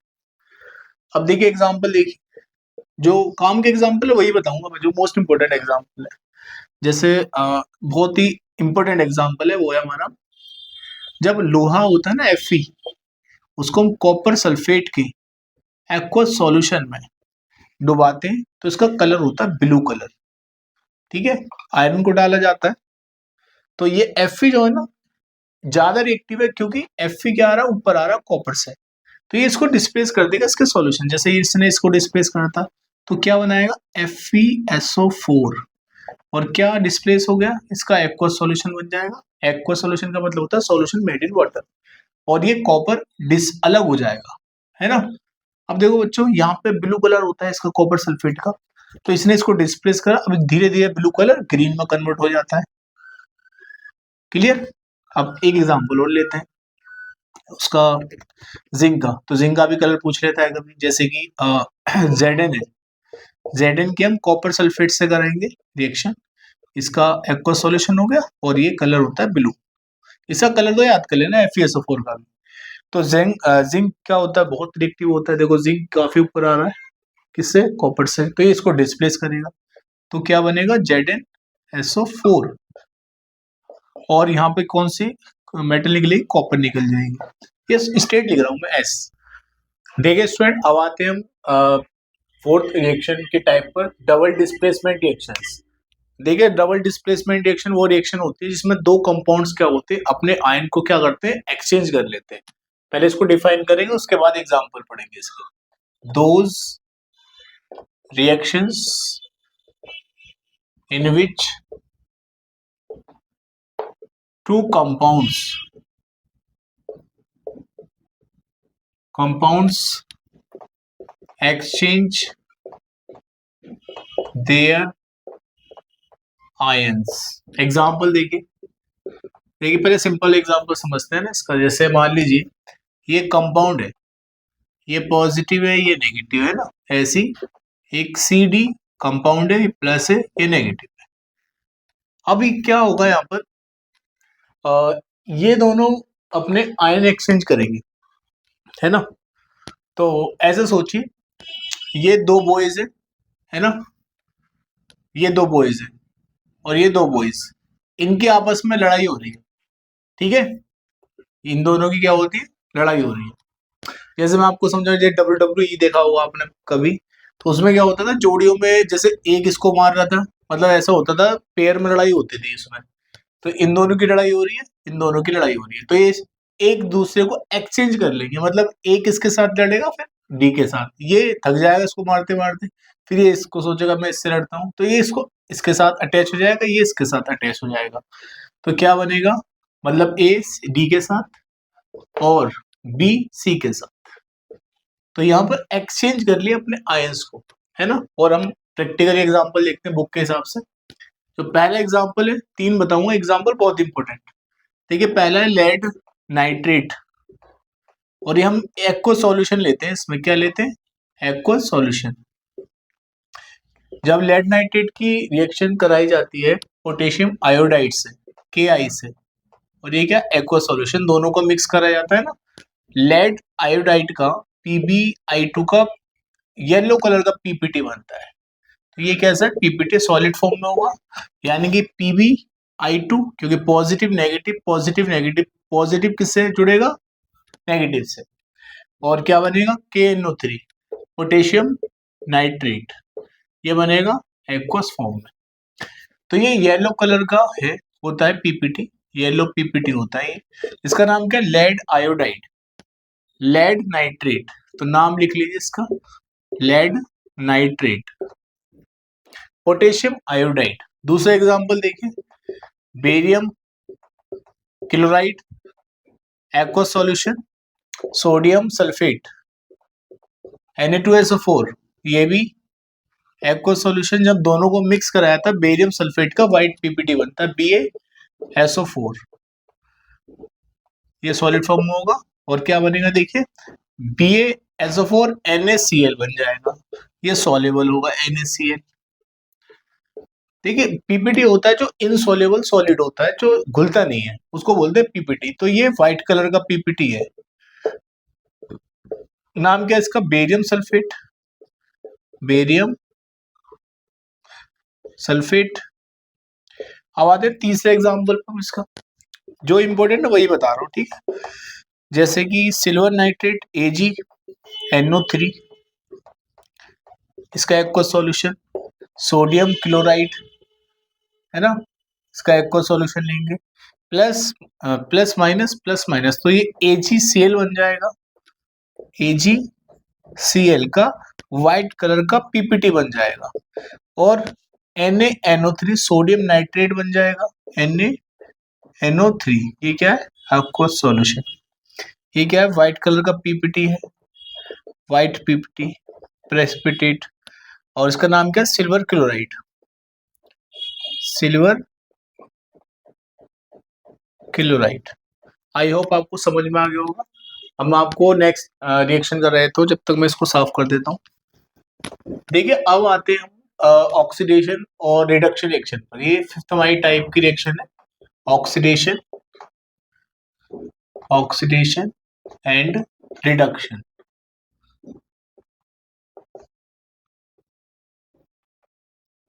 इसको हम रेडॉक्स भी बोलते हैं ना। रेडॉक्स क्यों?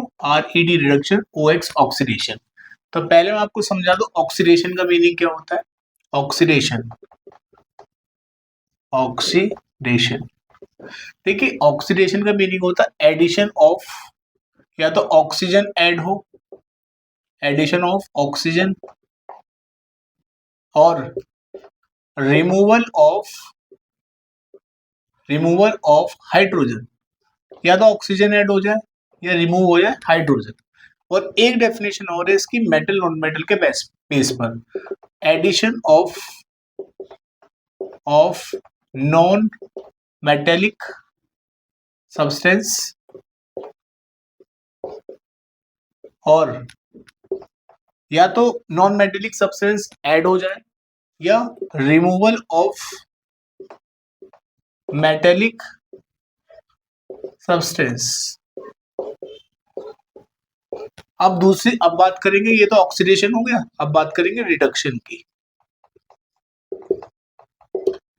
रिडक्शन की देखिए इसको डिफाइन कैसे करते हैं। एडिशन इसका उल्टा हो गया बिल्कुल, यहाँ पे ऑक्सीजन का एडिशन हो रहा है, हाइड्रोजन का रिमूवल हो रहा है, बट यहाँ पर क्या होगा? Addition of hydrogen, addition of hydrogen, addition of hydrogen और रिमूवल ऑफ ऑक्सीजन।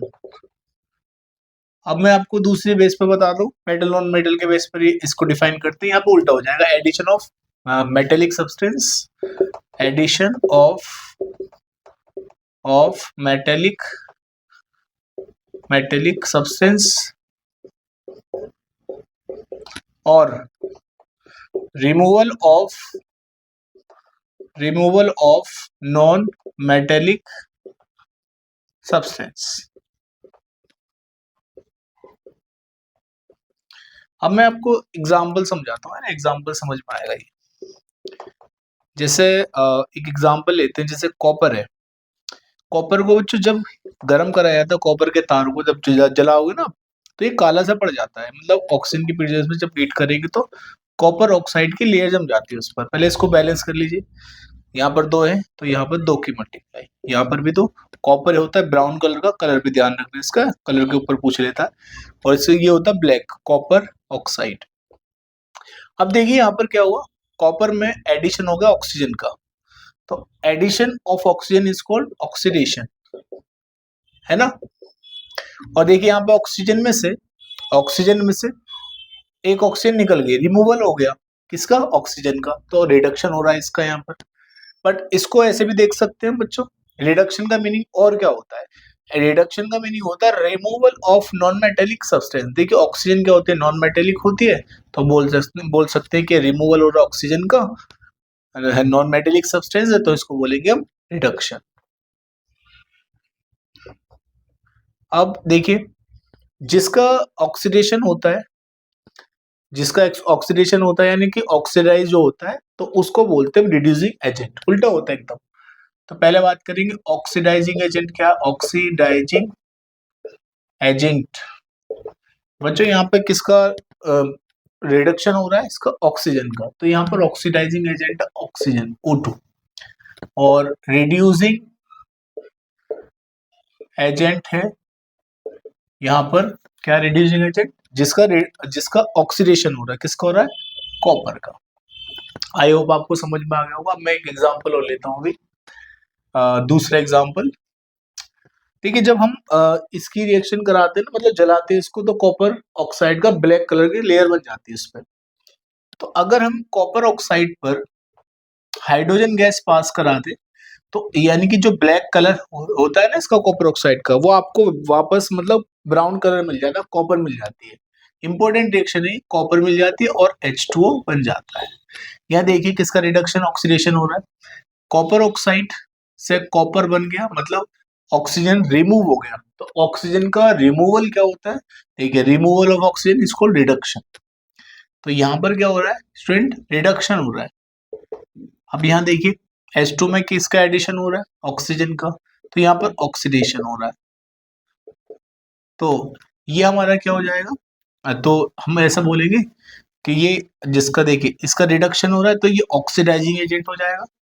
और ऑक्सीडेशन जिसका हो रहा है, तो वो क्या हो जाएगा, रिड्यूसिंग एजेंट हो जाएगा। तीसरा एग्जाम्पल और देखिए, जैसे H2S हाइड्रोजन सल्फाइड गैस होती है।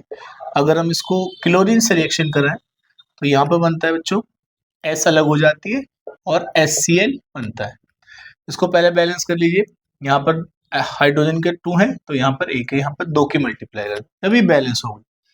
यहाँ पे देखिए इसमें से H2S में से हाइड्रोजन का रिमूवल हो गया। तो जब हाइड्रोजन रिमूव हो जाए या ऑक्सीजन ऐड हो जाए, तो उसको बोलते हैं ऑक्सीडेशन।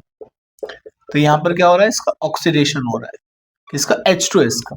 क्लोरीन में किस क्या एडिशन हो गया, हाइड्रोजन का। जब हाइड्रोजन ऐड होती है तो उसको बोलते हैं हम रिडक्शन। अब देखिए ये हमारा क्या है, ऑक्सीडाइज हो रहा है, तो ये हमारा रिड्यूसिंग एजेंट हो गया H2S, और जो Cl2 है रिडक्शन हो रहा है उसका, वो हो गया हमारा oxidising agent. Clear, I hope आपको समझ में आ गया होगा। जब तक मैं साफ कर देता हूँ, आगे टॉपिक समझते हैं। देखिए अब आते हैं हम अलग टाइप के कुछ और टाइप की रिएक्शंस होती है, जैसे कि एक्सोथर्मिक रिएक्शंस। एक्सोथर्मिक रिएक्शंस होती है।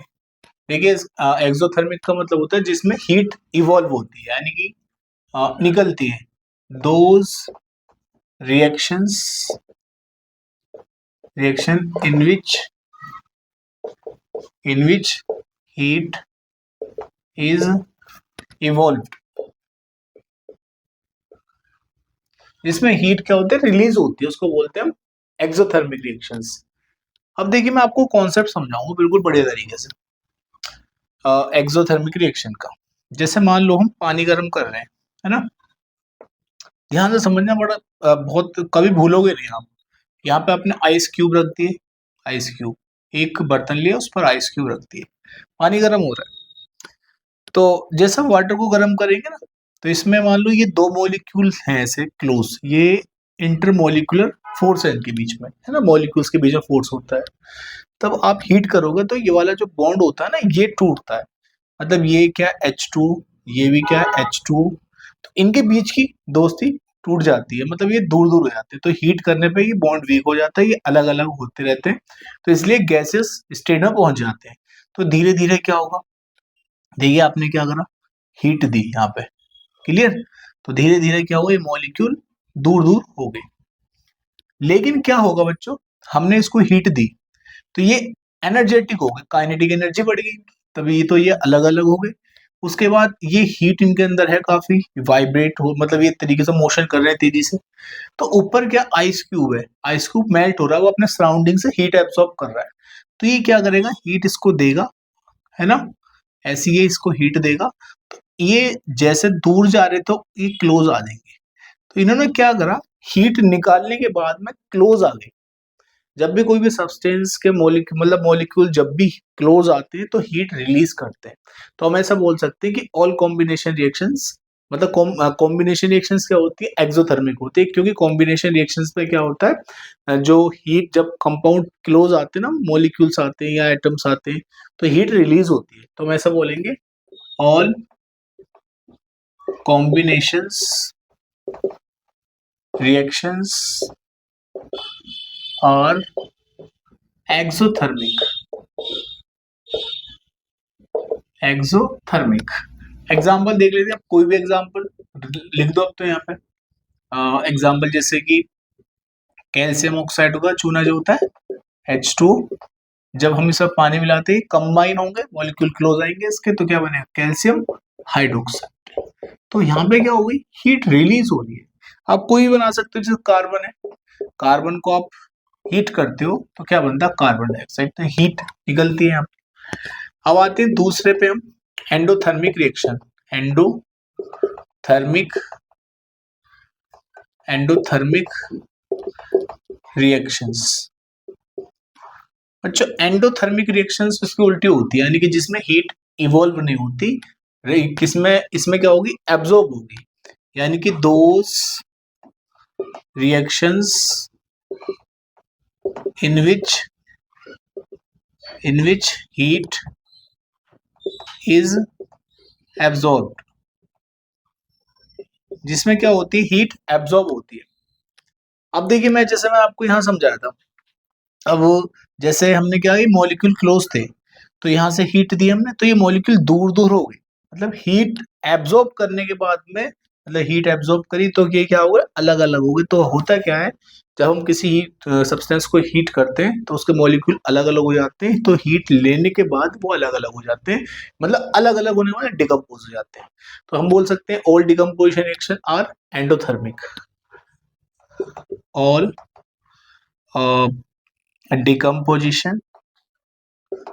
decompositions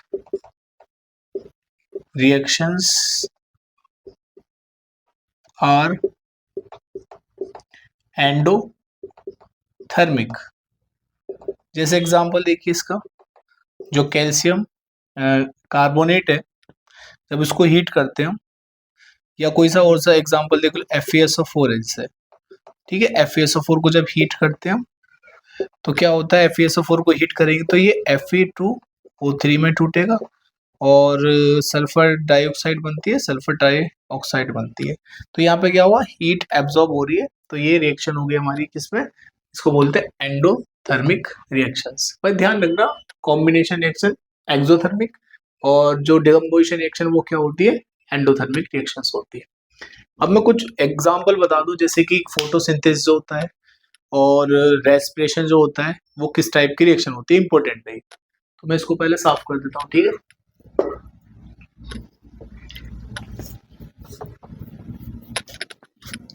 देखिए, पहले हम बात करेंगे रेस्पिरेशन, है ना। रेस्पिरेशन क्या होता है, ये बायोलॉजी में भी पढ़ा होगा आपने, लेकिन मैं थोड़ा सा बता दूं। Respiration is considered as a exothermic reactions. क्यों, इसका रीजन समझिए। देखिए, जब हम सांस लेते हैं ना, रेस्पिरेट करते हैं, तो होता है क्या है, जैसे मान लो हमारी ये सेल्स है ना, ये सेल्स, यहाँ से कैपिलरीज जा रही है। जैसे हमने क्या करा, खाना खाया, खाना खाने के बाद में जो खाने के अंदर फूड होता है, फूड के अंदर जो ग्लूकोज होती है, ग्लूकोज ब्लड के थ्रू, प्लाज्मा के थ्रू हमारे सेल्स तक क्या होती है, डिफ्यूज होती है। ये हमारी ग्लूकोज C6H12O6 पहुंच जाती है खाना खाने के बाद। जब हम रेस्पिरेशन करते रहते हैं, सांस लेते रहते हैं, तो ऑक्सीजन लंग्स के थ्रू जाती है, और ऑक्सीजन जो होती है लंग्स के थ्रू, उसके अंदर आप पढ़ोगे जैसे उसमें लाइफ प्रोसेस में, लंग्स के अंदर क्या होती है, एल्विलाई होती है, तो उसके अंदर से जो ऑक्सीजन जाती है ब्लड के थ्रू, हीमोग्लोबिन के थ्रू जाती है, हमारी सेल्स में डिफ्यूज हो जाती है। तो यहाँ पे ऑक्सीजन जा रही है, कौन लेके जा रहा है, हीमोग्लोबिन। तो हो क्या रहा, फिर इनकी रिएक्शन होती है, यानी कि C6H12 O6 प्लस O2, इन दोनों की रिएक्शन हो रही है किसके अंदर, सेल के अंदर हो रही है, ठीक है, किसके अंदर हो रही है, सेल के अंदर। तो यहाँ पे क्या बनेगा, कार्बन डाइऑक्साइड बनती है ना, और H2O बनता है। आप इसको बैलेंस कर लेंगे, ये ग्लूकोज है हमारा जो हमारी सेल के अंदर होता है, ये ऑक्सीजन है, ये कार्बन डाइऑक्साइड H2। कार्बन के 6, कार्बन के पहले कितने, यहाँ पे 6 की कर दो, पहले 6 हो गए। हाइड्रोजन के देखिए, हाइड्रोजन के 12 है, यहाँ पे देखिए हाइड्रोजन 12 है, यहाँ पे कितने 2 है। अभी देखते हैं ऑक्सीजन के, देख लो पहले 6 और 8 है ना, तो 6 2 12, तो यहाँ पे आई थिंक 6 की होनी चाहिए, मिनट में देखते हैं। 6 2 12, हाइड्रोजन के 12 हो गए और हाइड्रोजन के 12। अब ऑक्सीजन के देखिए 6 2 12 और 6 कितने हो गए, 18 हो गए। ऑक्सीजन के कितने, 6 है और 2 यहाँ पर है, तो 8 हो रहे हैं, तो इसका मतलब यहाँ पर कर दो आप 6 की। अब ये बैलेंस हो गई, समझ में आ गया। अब देखो होता क्या, जैसे ही रिएक्शन हुई, ऑक्सीजन की रिएक्शन, ग्लूकोज की ऑक्सीजन के साथ रिएक्शन, ये सेल के अंदर रिएक्शन होती है, किसके अंदर होती है, सेल के अंदर। तो सेल के अंदर क्या होती है, एक एनर्जी बन जाती है जिसको बोलते हैं एटीपी की फॉर्म में एनर्जी स्टोर हो जाती है। जैसे हम बैटरी को, फोन की बैटरी को चार्ज करेंगे, चार्ज करने के बाद में आप जिस तरीके से उसके एनर्जी यूज कर पाओगे, मतलब जैसे मान लो मैंने फोन चार्ज किया, तो मैं अगर जो हाई पावर कंजप्शन एप्लीकेशन है वो चलाऊंगा तो ज्यादा मेरी जो बैटरी यूज होगी, जैसे यूट्यूब चलाऊंगा तो ज्यादा कंजप्शन होगा। ऐसे हमारी बॉडी की जो सेल्स होती है उसमें एटीपी की फॉर्म में एनर्जी स्टोर हो जाती है, ठीक है। अब ये धीरे धीरे टूटती रहती है जिस जिस टाइप का वर्क करते हैं। जैसे मान लो आप हाई एक्सरसाइज कर रहे हो, बहुत ऐसे एक्सरसाइज कर रहे हो जैसे फिजिकल वर्क कर रहे हो बहुत ज्यादा, तो आपकी एनर्जी ज्यादा यूज होगी, तो आपको थोड़ी देर बाद, कई कुछ घंटे बाद आपको भूख लगने लगेगी, क्योंकि एनर्जी खत्म होती रहेगी धीरे धीरे। तो एक तरीके से ये हमारी बॉडी के अंदर एनर्जी की करेंसी होती है। अब बात समझ में आ गई। तो एनर्जी यहाँ पे क्या हो रही है, रिलीज हो रही है, जो एटीपी की फॉर्म में स्टोर हो जाती है इसके अंदर। तो इसलिए क्या माना जाता है, रेस्पिरेशन को एक कंसिडर किया जाता है एक्सोथर्मिक रिएक्शन। आई होप आपको समझ में आ गया होगा। अब मैं आपको बताता हूँ, एक होता है फोटोसिंथेसिस का प्रोसेस, ये पूछ लेता है। Photosynthesis is considered as a endothermic reaction। Endothermic reaction क्यों माना है, मतलब एंडोथर्मिक में क्या होता है, हीट एब्जॉर्ब होती है। बच्चों क्या होता है, जो लीव्स होती है, जो प्लांट के अंदर लीव्स होती है ना, तो उसमें नीचे की साइड में स्टोमेटा होते हैं। तो स्टोमेटा के थ्रू जाती है कार्बन डाइऑक्साइड, क्या जाती है, कार्बन डाइऑक्साइड। और जो रूट्स होती है, रूट्स के थ्रू आता है वाटर खींचकर, है ना, पानी आता है। तो जो स्टोमेटा से कार्बन डाइऑक्साइड जाती है और रूट्स के थ्रू वाटर आता है, इन दोनों की रिएक्शन होती है। देखिए यहाँ पे फोटोसिंथेसिस में क्या होता है, जो वो होता है, सॉरी, जो पिगमेंट होता है, green pigment, haemoglobin green pigment जो होता है, वो क्या करता है, हीट, जो सनलाइट को कैप्चर करता है, मतलब उसको स्टोर करता है, एब्जॉर्ब करता है ना। तो यहाँ पे सनलाइट होती है, सनलाइट, क्लोरोफिल, ये क्या करेगा, सनलाइट को एब्जॉर्ब करेगा। तो यहाँ पे क्या होगा, कार्बन डाइऑक्साइड रिएक्शन करेगी H2 के साथ में, तो क्या बनेगा, यही बनेगा, सेम टू सेम ग्लूकोज बन जाता है।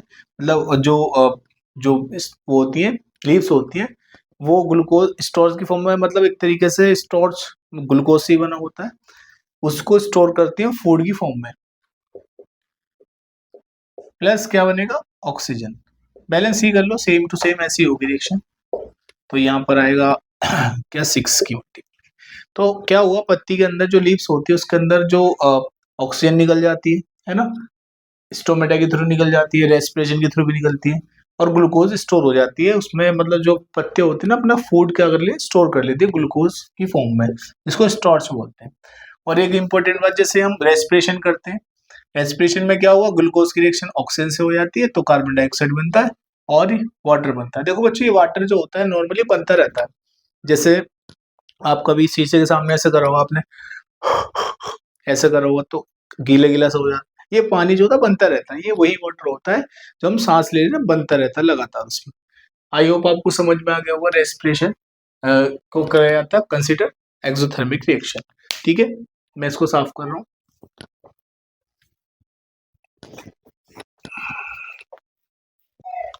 देखिए स्टूडेंट, हमने क्या समझी, एक्सोथर्मिक और एंडोथर्मिक रिएक्शन समझी।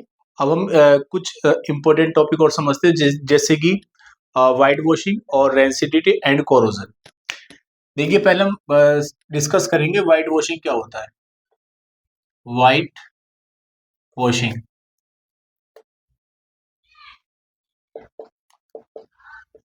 यानी कि ये प्रोसेस, क्या प्रोसेस होता है वाइट वॉशिंग का। तो आपको सिंपल सी बताऊं, जैसे पुताई करना, ये इसी को वाइट वॉशिंग बोलते हैं।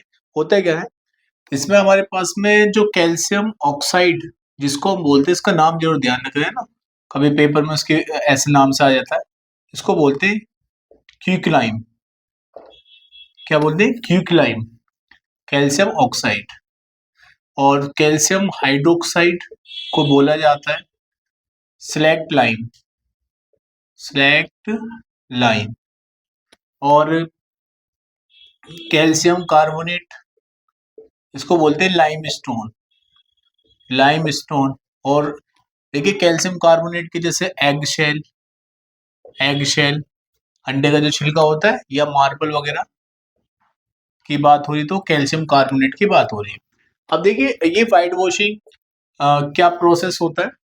वाइट वॉशिंग में क्या करते हैं हम, जो क्यूकलाइम होता है ना, चूना, उसको हम क्या करते हैं, वाटर से रिएक्शन कराते हैं, मतलब पानी में डाल देते हैं। जैसे आपने देखा होगा कभी, आपने पुताई वगैरह कराई हो, चूना पानी में डाला जाता है कैल्शियम ऑक्साइड को। उसके बाद उसमें क्या होता है, उसमें हीट निकलने लग जाती है, मतलब एक तरीके से बबल्स बनते, बबल से बनेंगे, और कैल्शियम हाइड्रोक्साइड बनने लग जाता है। क्या बन जाता है, कैल्शियम हाइड्रोक्साइड, जिसको बोलते हैं हम स्लैक्ट लाइन। अब उसके बाद ये हम जो हमारे पास मिक्सचर बनता है, उसको हम दीवार पर लगा देते हैं, है ना, वॉल पर। ब्रश का यूज करके कैल्शियम हाइड्रोक्साइड को कहाँ लगाते हैं, वॉल पर लगाते हैं। वॉल पर लगाने से क्या होता है, जो कैल्शियम हाइड्रोक्साइड होता है वो किससे रिएक्शन करता है, जो एटमॉस्फेयर में कार्बन डाइऑक्साइड गैस होती है, तो उससे रिएक्शन हो जाती है इसकी। जैसे आपने गीला गीला होता है ना, दीवार पर लगाते हैं पुताई, तो वो कार्बन डाइऑक्साइड एटमॉस्फेयर से रिएक्शन, एटमॉस्फेयर में होती है, कार्बन डाइऑक्साइड रिएक्शन करेगी, तो यहाँ बन जाएगा कैल्शियम कार्बोनेट। एक शाइनिंग लेयर सी बन जाती है सूखने के बाद में।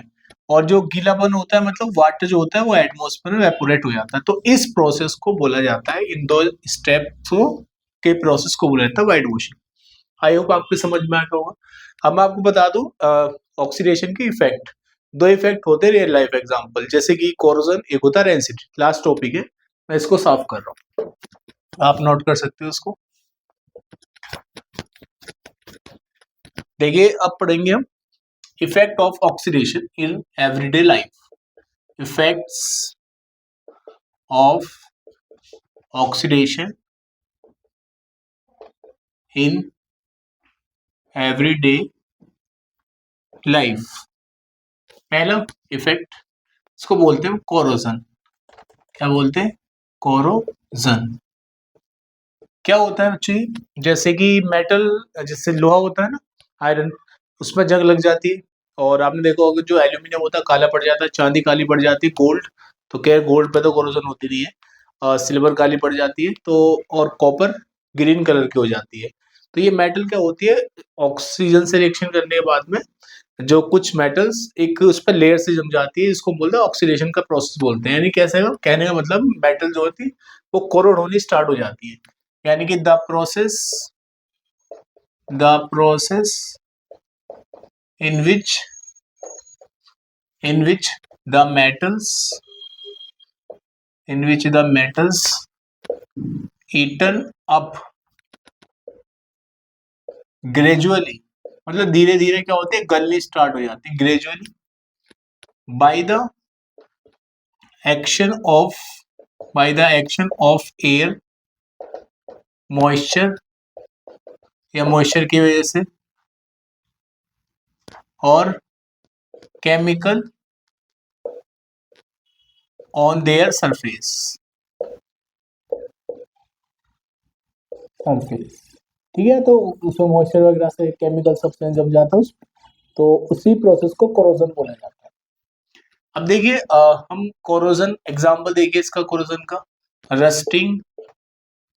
Rusting of iron.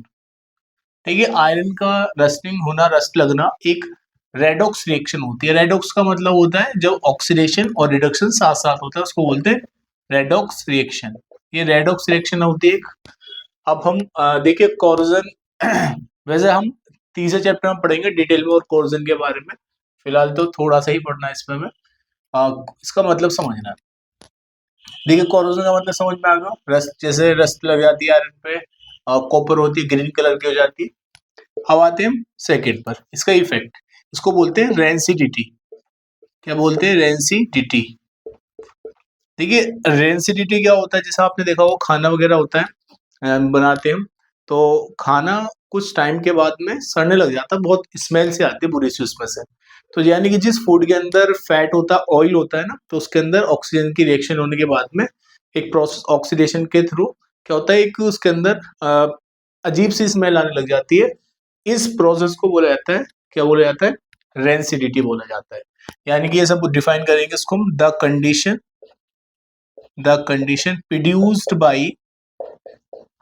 produced by aerial oxidation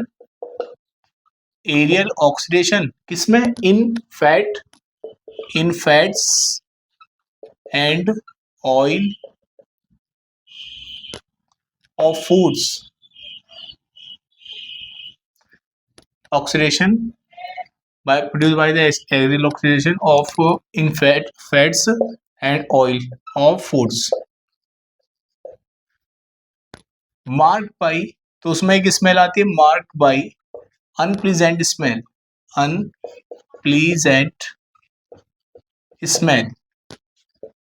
एक अजीब सी स्मेल आती है। एंड टेस्ट, उसका टेस्ट भी अजीब सा हो जाता है, बहुत बुरी स्मेल सी आती है। Taste is called rancidity. इस प्रोसेस को बोलते हैं रेंसिडिटी। अब देखिए नॉर्मली हम रेंसिडिटी या रियल लाइफ एग्जांपल, जैसे हम बहुत, ये तो नॉर्मली होता ही होता है सब, है ना, प्रोसेस, क्योंकि हम 10th क्लास में वो साइंस पढ़ते हैं जो बहुत जनरल साइंस होती है, जो रियल लाइफ में इसका यूज हो रहा है। अब प्रिवेंशन कैसे कर सकते हैं इनका हम? प्रिवेंशन फ्रॉम रेंसिडिटी मतलब बचाव कैसे कर सकते हैं? देखिए बच्चों, पहले हम क्या कर सकते हैं, कुछ एंटीऑक्सीडेंट सब्सटेंस होते हैं वो मिला सकते हैं उसे। देखिए आपने देखा होगा बहुत सारी चीजें होती है, जैसे जैम वगैरह आता है, बहुत टाइम तक चलता है, और कई चीज पैकेट्स में आती है वो काफी टाइम तक चलती है, तो उसके अंदर कुछ एंटीऑक्सीडेंट सब्सटेंस मिले होते हैं, तो जिससे रेंसिडिटी का जो रेट होता है वो स्लो हो जाता है। यानी कि adding anti oxidant substance like, जैसे कि BHA, एक होता है BHA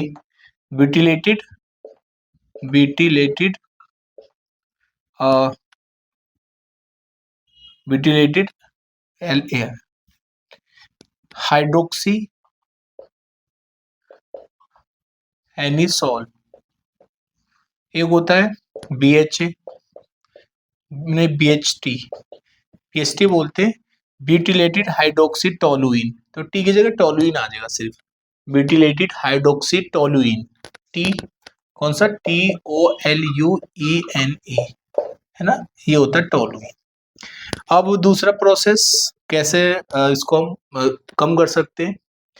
keeping the food in refrigerator, मतलब फूड को रेफ्रिजरेटर में रखकर। देखिए रेफ्रिजरेटर में रखने से क्या होता है, जो उसके अंदर जो बैक्टीरिया होते हैं ना, उनके प्रोडक्शन की रेट स्लो हो जाती है, इस वजह से उसमें रेफ्रिजरेटर में खाना काफी टाइम तक चलता है।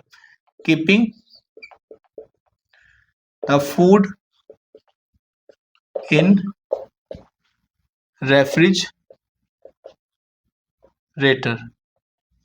रेफ्रिजरेटर में रखकर, है ना, फूड को। और तीसरा मैं ऐसे ही बता रहा हूँ, ठीक है, वैसे आप याद देख ले रहे हो। हम क्या कर सकते हैं और फूड को हम फूड को क्या कर सकते हैं, और हम धूप से मतलब धूप में ना रखें उनको, सन की लाइट से दूर रखें। और हम क्या कर सकते हैं कि जो फूड होता है ना, जैसे कि उसको हम एयर टाइट कंटेनर में रख सकते हैं। जैसे कि जो चिप्स के पैकेट आते हैं, है ना, कुरकुरे के पैकेट्स आते हैं, उसमें क्या होती है, नाइट्रोजन गैस भरी होती है। बच्चों एक इंपॉर्टेंट बात, जो नाइट्रोजन होती है ना, वो वैसे तो क्यों भरी जाती है, क्योंकि वो एक नॉन रिएक्टिव गैस मानी जाती है। वैसे होती नहीं है वो। ऐसा क्यों? क्योंकि जो नाइट्रोजन गैस होती है ना, कौन सी? नाइट्रोजन। नाइट्रोजन गैस एक हाई टेम्परेचर पे रिएक्शन करती है, बहुत ज्यादा टेम्परेचर पे। यानी कि जब बहुत हाई टेम्परेचर होगा तब जाके रिएक्शन करेगी, अदरवाइज वो रिएक्शन नहीं करेगी। इसलिए जब चिप्स होते हैं उसमें ऑक्सीजन गैस अगर हमने भर दी ना, तो उसमें रिएक्शन हो जाएगी उसकी, जो फूड की, तो वो सड़ने लग जाएगा, गल जाएगा, मतलब एक स्मेल आने लग जाएगी। तो नाइट्रोजन गैस रिएक्शन नहीं करती है, इसी वजह से उसमें क्या भरी जाती है, नाइट्रोजन गैस भरी जाती है। ठीक है, इंपॉर्टेंट पॉइंट्स बता दिए मैंने। ये चैप्टर हमारा यहीं पर फिनिश होता है। देखिए, अब इस चैप्टर को लगाने से पहले मैं एक सीरीज बनाऊंगा 10 क्वेश्चन इंपॉर्टेंट की, मोस्ट इंपॉर्टेंट क्वेश्चन, तो आप उसको जरूर लगा लेना। Thank you so much.